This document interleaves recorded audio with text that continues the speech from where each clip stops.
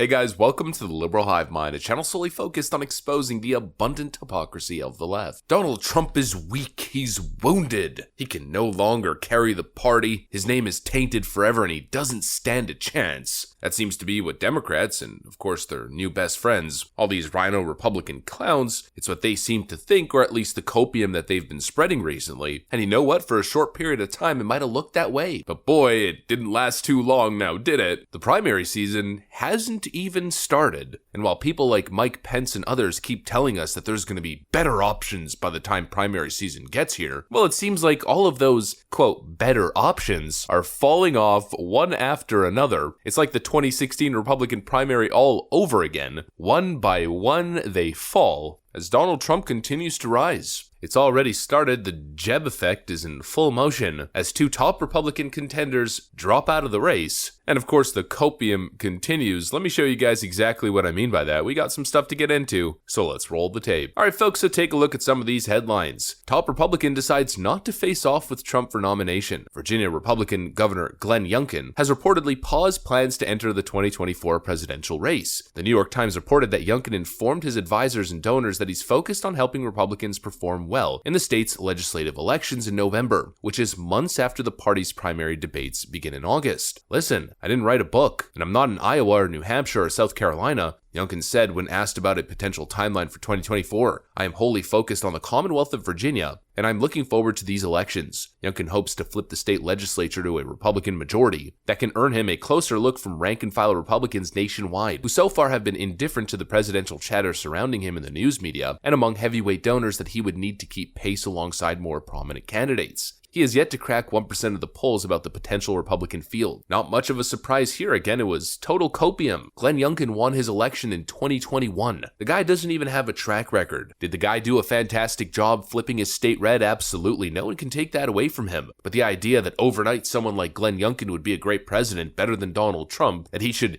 instantly inherit that position, I'd say a little bit far-fetched. Glenn Youngkin finally accepts his place and there's nothing wrong with that. Here's the second headline. Republican heavyweight bows out of competition for the 2024 party nomination. The contest for the next Republican presidential nomination has already garnered several combatants, but one name who has been mentioned as a contender has taken his hat out of the ring. Former President Donald Trump's former Secretary of State, Mike Pompeo, announced that he will not be campaigning for president against his former boss, Fox News reported. Quote, I have made a decision, he said on the Fox News show, Special Report. We have prayerfully come to the conclusion that we are not going to join the race in 2024. While we care deeply about America and the issues I've been talking about for the past year and a half, and frankly for decades matter an awful lot, this isn't our moment. He was asked if the presence of Trump in the primary was a factor in his decision. No, not at all. This is a deeply personal decision for Susan and me and our son Nick and his wife Rachel. It wasn't about what this would look like, and frankly this race, I hope, isn't about people. I hope it's about the ideas. And now, sure, that sounds great after the fact, but of course it had something to do with Donald Trump. All of these opportunistic Republicans were putting their hat in the race thinking that Donald Trump's time was over. And now that he's surging to incredible popularity once again and beating the supposed number 2 Ron DeSantis by 20 to 30 points in every single state pretty much, clearly reality is starting to settle in. When you're polling at 1% like Mike Pompeo and Glenn Youngkin, and you're simply not making any gains whatsoever, well then at some point reality has to kick in.